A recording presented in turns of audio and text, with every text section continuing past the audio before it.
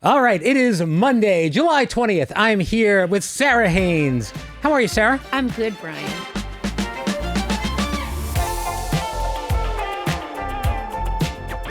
All right, so I'm going to start by giving some news for folks that they may know, they may not know.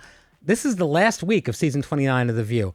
It is. So this is the last Sara Haines podcast of season 29. Oh my gosh. And we're in it, yeah, because I look forward to the all the clickbait headlines about The View disappears and nobody knows why, and they didn't warn us. The conspiracies. Listen, if you're a fan of The View, if you know The View, if you really watch The View and go to the podcast, now you know things. This is a reason to watch. A reason to tune in. Another reason to tune in was today's show. We had some massive stars on the show today. This is amazing. We had Matt Damon, Anne Hathaway, and freaking Christopher Nolan. I mean, this was really, really cool.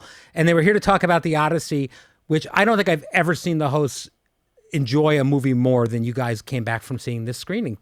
Tell me about what it means to you. So it's everything everyone's saying, and I was one of the people jumping in on that. Mm-hmm. I went to see it, and I watched it. Whoopi and I often team up on screenings, so we were together. What's funny is I kind of wish I was recording Whoopi through the whole film. Yes. She talked, and I don't mean in a distracting way, like about the film. She is just talking at the screen throughout. And at one point, it was hard to come out of the story, so it didn't distract me, but I could hear it. And I thought, I am dying to know the commentary of Whoopi Goldberg behind me. But when we came out, there was about 6 of us. We stood outside, and it was one of those movies, one, that the credits roll and you're not ready to pop up because you actually are so in it still that the credits and the music in that film, you could close your eyes and it takes you places just on the music. But you sit there and you're not ready to move. When we finally got up and left, we stood outside the theater for no less than 10 minutes. It might have been 15. Just rehashing everything. What about this? This is a film that's almost 3 hours long. And when I got done, I thought it was a full 3 hour. I had no sense of time. And I'm ready to go back because there's so much covered in this film. I want to watch it again. You want to take Max to see it? Yes. Now? Yeah. So Max was going to come to this. We had, childcare issues and he didn't, but he was bummed when I came home. I couldn't stop talking about it. I called my parents right away because I thought my dad is going to love this so much. He's right away like, oh, where do we get to? I go, you're going to run into sold out theaters because it's so popular. So I'm dying to see it. I have not seen it yet because I have to see it in IMAX. Yep. I mean, there's no other way to do it. I couldn't go to the screenings when you guys were doing it. Yep. And they're now sold out for next Saturday, the one IMAX theater near me. And my wife, I wanted to buy tickets this weekend, but Heather is nervous about it and she likes mythology and she likes that, but violence is hard for her. Yep. And she worries she's going to get too tense and nervous, which is ridiculous.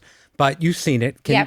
So the violence is it is violent because there are war scenes. Yeah, of course. But the war scenes are typical. It's not like these war scenes will be the ones you remember. Right. If you've watched any film with swords and shields, Game of Thrones onward, exactly. You've seen these war scenes. Again, I'm not equating them all. This was shot so masterfully and so beautifully, but it's no more violent than any war scene you've seen. Yeah. And the scary parts are fascinating because unlike things that normally jar you, Greek mythology is mystical. You're like, whoa, when you see things in an exciting way. Because I did wonder a few times, like, how did they do that? That was most of it, Nolan said on our show that most of this stuff was practical. They did not use a lot of CGI. Like the Cyclops is a puppet. Yep. This is that film you deep dive on. I'm going deep onto all the storylines of how they shot this and how they shot that because it's a masterpiece. But what I love about it is we're in the day and age of AI where for years now, it's taken a big jump this year, but even years before we started to see fake images where you're like, what is that? Is that real? Oh, okay. And now we're seeing AI generated videos and singers. Right. Christopher Nolan handled this in like almost a religious way. He kept it sacred. He did every part the real way, from the ships on the sea to capturing them getting really seasick. That wasn't faked, to all the other parts. And I thought maybe that's also why it's so precious to me, because of how it was done. So I was a huge mythological fan growing up, and the Odyssey I know really, really well. the Iliad, the Aeneid, but all that stuff. Were you into that stuff? I hated it. You hated it. So I had to read it in class, and I remember the Odyssey. What broke me is the language was hard. So eventually, with an attention span, when you have to keep breaking it down and explaining it, it gets hard to consume. You're coming in and out of it based on the language. But Christopher Nolan made the choice of using modern language, which removed that hurdle and allowed me to love and care for it. Now I'm deep diving with AI going into, well, what is this part? Like, I want to know everything. Yeah. Oh, that's great. And now we talked about the Odyssey, and this is a lot on the Odyssey. I apologize. But we talked about the controversies around this earlier in the year. And it's funny because I did a little victory lap this morning because months ago when there was this big kind of like Elon Musk-led push against the movie for casting Lupita Nyong'o and things like that, some of the people on the show were like, what's the Odyssey? Who cares? That's not going to be a thing. And I said, this will be the movie of the summer. I am telling you, it's going to be all anybody's talking about. And I was right. Yeah, but you know what? It's funny you say that because I don't think I dialed in because the Odyssey just harkens back to those days of not understanding the book and it how made you long shut down. I think a lot of was. people feel like that. So I shut down. The faux rage, I thought, the problem when they cast such big stars is, think about some of the rom-coms, and I don't want to shade anyone, but like, wasn't there a movie called like New Year's Day or Valentine's Day? I don't think I even Both of those, I don't think I ever saw them, so I don't even want to say whether they were good or bad, but I wasn't as interested because there were so many people in it. Every one of those big names in this film disappears in front of you. They become Matt Damon, who's like, I even said this to his face. I said, I saw you and I thought, this could go either way. Let's see. And then I just forgot it was Matt Damon. You said to his face, this could go either way? I didn't say that part to his Okay, face. I hope so not. I said the part about him disappearing because I said, that part's good. You know, I've been a fan for Yeah. years. I mean, way back to Good Will Hunting and loving the dream of writing a script, all this stuff. But he's such a big name that I'm sure it's a fear of an actor. Like, Absolutely. Can I do this? I definitely forgot it was Matt Damon. I'm sure we'll talk about it later in the week, but you have to laugh, though, because this is another reminder of the fact that the internet is not real life. No. And so all of this backlash on X and other places about how no one's going to see this, it's breaking records, it's the biggest movie of the year. Well, I overheard Alyssa saying even Ben Shapiro had critiqued a lot of this stuff, and then he saw it and said, never mind, it was a perfect film. There you go. But when you can tell anyone talking about that stuff definitely hasn't seen it, Right. You already know those kind of storylines and getting obsessed about those come from a place of ignorance. But it's so clearly ignorance when they're talking about it, because if you see this movie, what? Like, none of that applies.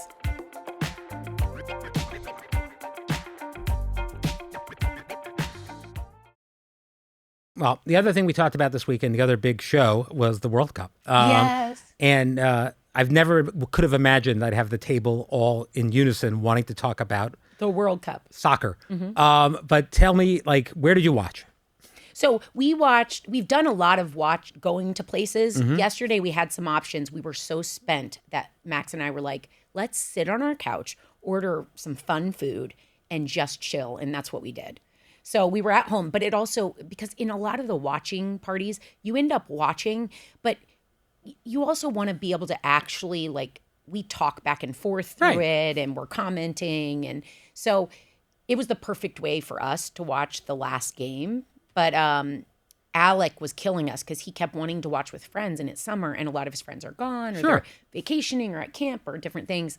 And thank God one came through for him. They wrote, we were in church and I saw it, and Max happened to be there, and I show him and I was like, and he's like, oh, like during church, because I saw the name and I thought that just took away my biggest headache for the day. Thank you. Can you just put your phone down during church, please? So sorry. I saw it on my watch, but I thought, oh, that's a friend for Alex. So I showed the phone to Max and we both like exhaled. You've returned text messages to me from church too. If memory I've said serves. I'm in church. Yes. You're my boss. Yeah, I know. It doesn't make you return my calls You normally. and my parents are like on the, like, in case of emergency. I suppose. Anna did not care for the halftime show. Alyssa loved it. Where were you? I loved it. You loved it.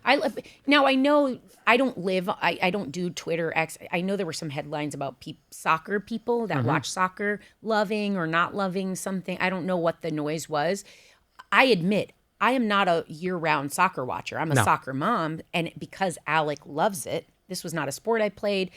I am learning to love it, but I really dial in during World Cups, and I actually have for years before Alec, because it's so much to me, it's more digestible than the Olympics. Yeah, you said that today, yeah. It's one sport, and when your team, or if your team gets knocked out, your loyalties just move to another team. It's not like you stop watching. Right. So when the U.S. I was obviously cheering for the U.S. When they got knocked out, every partnership I'd look into, which one am I cheering for? And a lot of times it was silly stuff. Like my brother-in-law is from Brazil. Mm-hmm. Obviously, I'm a longtime Brazil fan. That mattered. Messi's on Argentina. I love that. Lamine Yamal on Spain and how young he is. So I love that storyline. You just follow all these. You do love a young man. I love it because he turned 19 like last week. Mm-hmm. He was 18 playing on the eventually World Cup winning team. Yeah. Can you imagine? No, I cannot imagine. 18? Like... I learned, so I followed it. This is my first World Cup where I was truly invested. Yeah. And I attribute it to Ted Lasso. I feel like I have so much more of an appreciation of football in general. Wasn't that a smart move, though, to have him in Genius. the commercial? They had him in the halftime show yesterday. That was great. He had Bieber sub in. Yes. But I mean, I love that. I love Tom Cruise's opening. At first I was like, why is Tom Cruise on? Because Tom Cruise walks out and does this speech. But it was so beautiful. And it, you know what? It just hinges on the types of the way I think in the world. Max literally looked at me, and he doesn't go to church usually. I do. He goes, I feel like I'm at church again. That's how uplifting it was. That's amazing. Nations, flags, a shared love, language. Sport is beautiful and amazing as a connection of people because the rules are agreed upon. Whatever sport it is, wherever you're playing, like when I went to college, a basketball court is the same in Massachusetts as it is in Iowa or Argentina so you're agreeing on the same rules and you know how to speak the language of that sport. And I just find it so harmonic. Is that the right word? Sure. It's just beautiful. I just loved it. For me, it's all about American football. That's what I cannot wait for. I am counting down the weeks. I think it's 8 more Sundays. And my mood is better in the fall and throughout. I do love yeah. Everything about it. Every Sunday I'm excited about. Before that is U.S. Open. So we're riding off a high of sports. Yes. The Knicks and basketball, not to mention we love the WNBA too, but we follow the Knicks this year was awesome. Then you come to the World Cup. Now I go to the U.S. Open and follow all of that. Still baseball happening too. There's a lot going on. Weirdly, and no shade, I've never been I love going to the baseball and watching kids play baseball, my kids. Mm-hmm. It's actually my favorite season of the sports. You're literally from the Field of Dreams state. I know, and if you build it, they will come. But I'm not a baseball person. All right. Well, they don't run enough. They run when they hit Barely. the ball. All right, fine. That's why I could play it. Yeah. All right. Tomorrow on the show, we have Megan Rapinoe on, which is fantastic. And she is a 2-time World Cup champion. Yep. She's got an amazing podcast, very opinionated, will fit in perfectly at our table. So that'll be a lot of fun.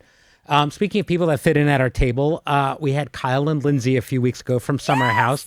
You finally got to meet Kyle in person after he kind of... I slid into his DMs. And then he he gave me like a 1/2 word response. No, just kidding. It was rough. He gave me a sweet little... My book of emotions that I shot out just on impulsively was responded to very... He said the right thing. He said, I really appreciate your support. Thank you. So he was kind. When he came on, my sister was like texting me like crazy. Like, what did you find out? Yeah. What tea did you find out? I'm like, really nothing. I wasn't paying attention. That being said, you were very invested, jumped on them when they came here. What did you get? Any juicy gossip? The one thing people were asking, because I love the joke that I jumped in on the reunion show of a show that's gone for 10 seasons. Yes, as is your way. I hadn't seen anything else, just the reunion.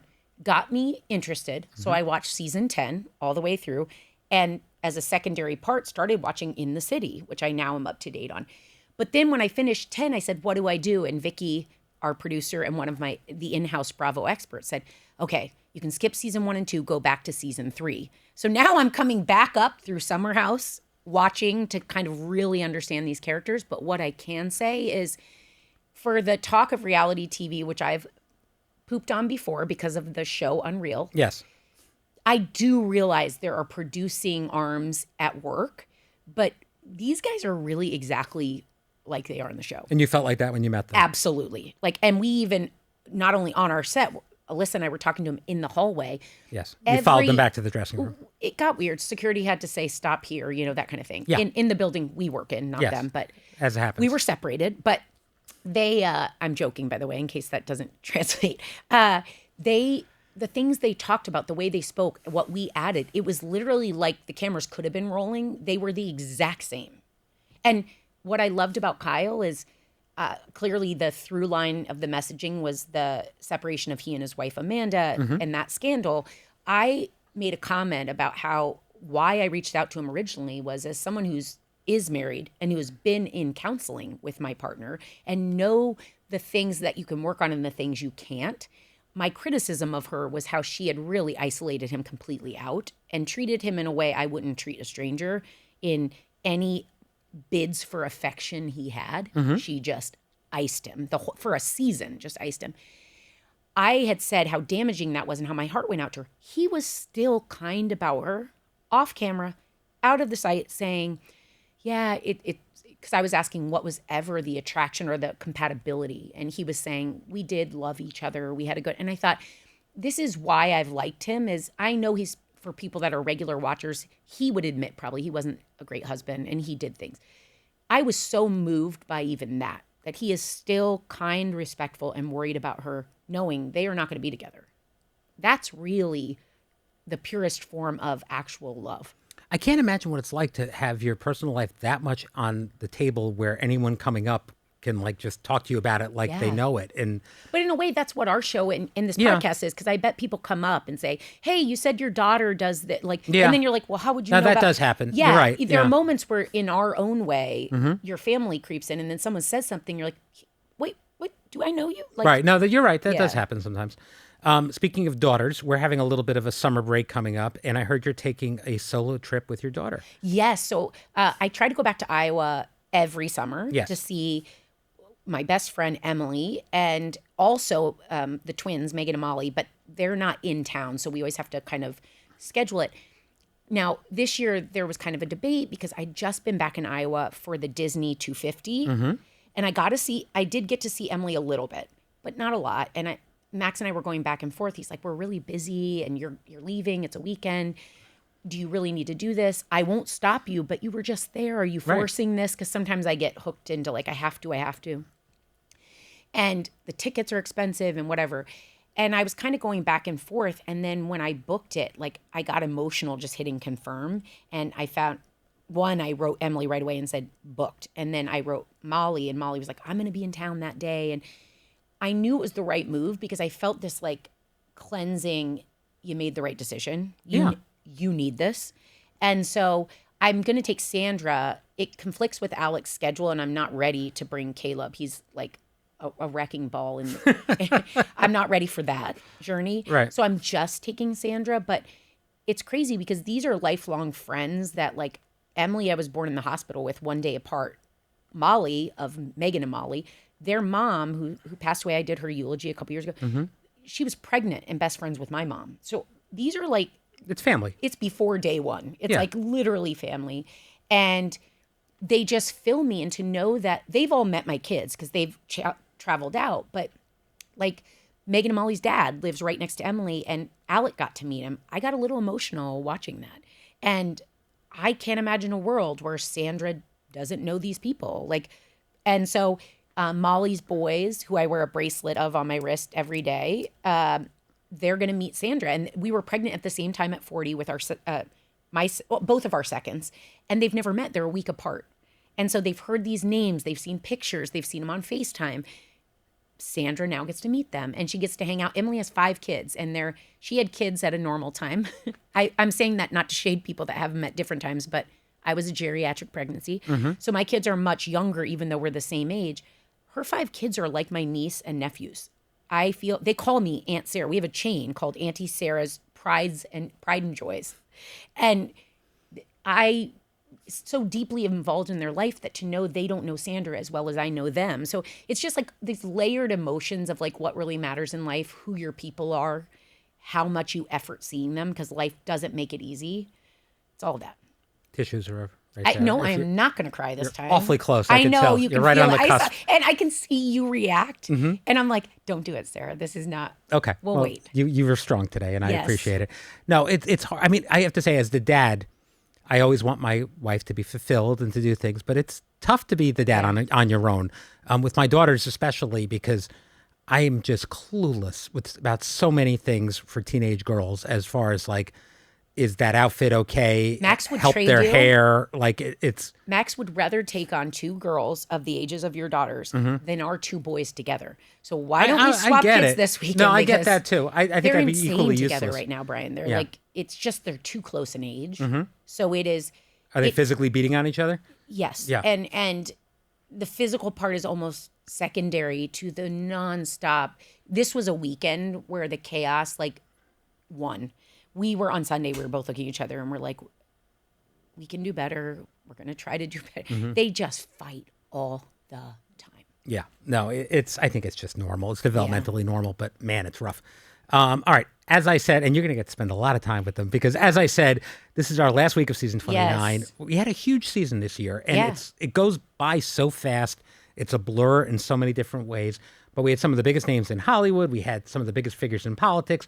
Matthew McConaughey, Glenn Powell, Matt Damon, Anne Hathaway, Kerry Washington, Keke Palmer, political guests like Kamala Harris. We had President Biden, Vice President J.D. Vance. We've covered a lot of ground. Looking back, what are some of your biggest highlights? Highlights are hard because I find my memories are more about the people at the table and the people behind the scenes. We had Jalen Brunson last month. That was one for me. Sorry, changed my answer. Yeah. Jalen Brunson was a special one. Yeah. For not only basketball, the Knicks, Liberty, those are things I actually bond with Max on. We're very symbiotic in activities and what we love to do, but basketball is really shared for us. So beyond any show we've ever watched, any movie we've ever watched, anything we do, basketball is our common ground. And the fact that Alec loves it like us has really bonded us over sitting down to watch it at home, the few times we've gotten to go together. Yeah. And then seeing the Knicks and their classy victory this year and sitting next to Jay. You're right. That was definitely a high point. I think this was the season, it was still this season that Mariska Hargitay took a restraining order out on you. Oh, that's when I was YOLO or BOLO, Be on the Lookout. Be on the lookout. They were very worried about you. That documentary was huge. Yes.